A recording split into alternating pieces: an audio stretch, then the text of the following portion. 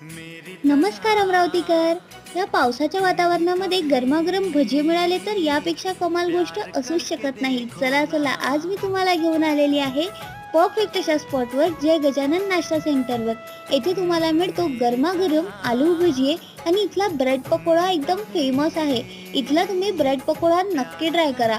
याची टेस्ट फारच अप्रतिम आहे. मस्त गरमागरम ब्रेड पकोडा चटणीसोबत सर्व केला जातो.